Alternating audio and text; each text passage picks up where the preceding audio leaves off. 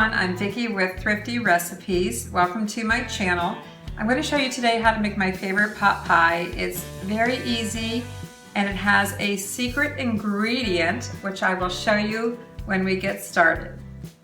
I like to use leftover rotisserie chicken. We pick up a chicken once a week and I get several meals out of it. So I just take the rotisserie chicken and just break it apart into smaller pieces. And that's my chicken for my chicken pot pie. You can always saute or cook some chicken breasts and shred those.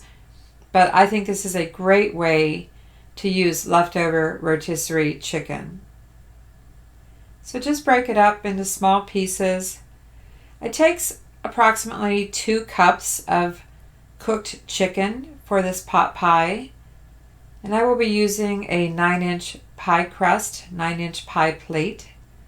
So just break that apart. I'm using the white meat. You can use dark meat if you'd like, but in this case I'm just using the leftover white meat because we ate the dark meat in our first meal. I like to add about a tablespoon of dried parsley. I'm not even going to get my tablespoon out. I'm just going to put a little bit in my hand and, just approximately 1 tablespoon. Just adds a little bit of color, a little bit of flavor. And a sprinkle of pepper. I don't add any extra salt to this because my secret ingredient has salt in it. And of course, we like diced onion. I didn't really measure this out, maybe 1/3 of a cup, however much you like. And I do try to chop it fairly fine. And here's my secret ingredient, chicken corn chowder, chunky chicken corn chowder. I get this at Aldi. It's Chef's Cupboard brand. And I really like this for my chicken pot pie. I consider this, like I said, my secret ingredient. And it contains chicken, of course, as well as corn, potatoes, carrots, celery, and a host of other ingredients. So if you can't find this at Aldi, you might be able to find some substitute. It is a can that's 18.8 ounces. So it's one of the large, chunky type soups, and you don't add anything to it. You just use the soup as it is. So I'm adding that and going to just stir that up. And I'm telling you guys, it really tastes good. It does have a smoky flavor. And I did find out recently that Aldi is only carrying this on certain seasons. They didn't have it through the summer, and they got it back here in the fall. So if you can't find it, it could be because it's just a seasonal soup. But you might find something similar. Look for a chunky soup, something that you don't have to add anything else to it. You want it to be nice and creamy. So I'm just stirring it around, mixing it in with the rotisserie chicken till it's well blended. And I have the parsley and the onion. And this is my pot pie. This is my filling for my chicken pot pie. I use a 9-inch pie plate, and I like to take a little bit of butter, or in this case I'm using canola butter, and just put a little bit on the rim of the pie plate. This makes it a little bit easier to cut the pie. Well, I don't know if it makes it easier to cut the pie, but it keeps the crust from sticking too much to the rim of the pie plate. So just put a little bit of butter or margarine. I don't use margarine actually. This is canola butter, so it's a combination of canola oil and butter. I'm using ready-made pie crusts. These are Walmart brand, great value. And you will need 2 pie crusts for your chicken pot pie. And I do let them sit out for about 15 minutes to soften up and get to room temperature just a little bit. And I'm going to show you here a little trick on unrolling it. It's still fairly cold. It just came out of the fridge. So I like to just hold my hands on it for a few seconds and run my hands down each side as I gently unroll the pie crust. I'm trying not to poke it or damage it.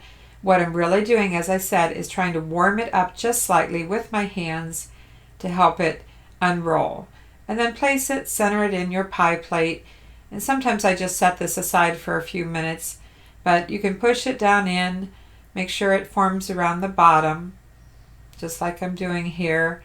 I love ready-made pie crusts. I can't say enough good about them. And just like as you can see, make sure there's no holes.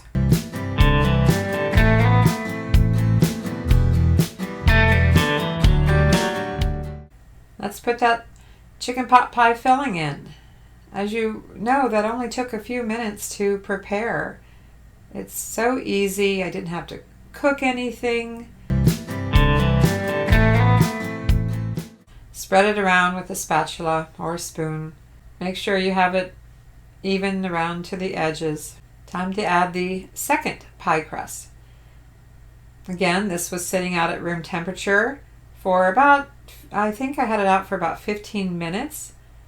And again, I'm going to show you how I warm this with my hands. It's a little sticky. Sometimes they're stickier than other times. Be careful when you're getting it started. I'm warming it with my hands, just, gently unrolling it as I go.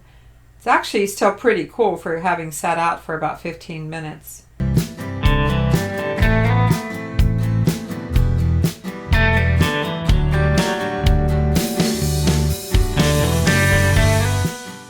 And then just lay it on your pie plate as you go. You can adjust it once you get it completely unrolled. So just center it up in place and roll it as much as you can to the edge. I pat it down just a little bit, and then I flute the edges. As you see here, I'm just fluting it around. You can do whatever you like. I just crimp the two together. I'm rolling the top crust over the bottom crust slightly, and just putting a little, fluted. I guess it's called a fluted edge. Doesn't have to be perfect. It never is perfect. And just do that all the way around the pie crust until you have the top and bottom crimped together. It's almost ready to go in the oven. A couple more things. You need to cut a couple of slits in the top of the pie crust. I typically put 5. Make sure you do that. You want to vent your pie crust top. And then I use an aluminum pie ring to help keep the crust from getting too dark, because it will darken before everything else. Guaranteed it will darken. If you don't have an aluminum ring, just use foil and crimp it around the perimeter.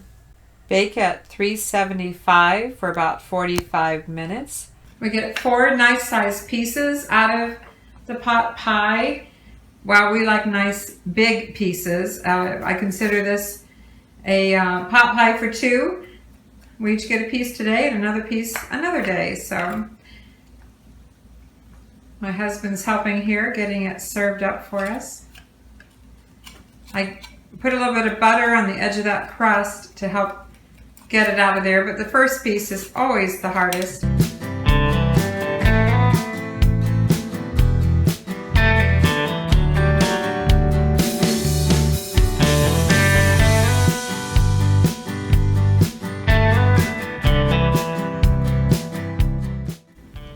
Can't wait to eat it. It's nice and hot.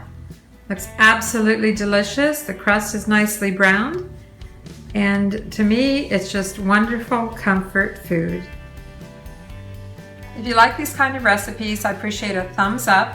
I invite you to like and subscribe and ring that little bell so you'll receive notifications on future videos. As always, thanks for watching. I'm Vicki with Thrifty Recipes.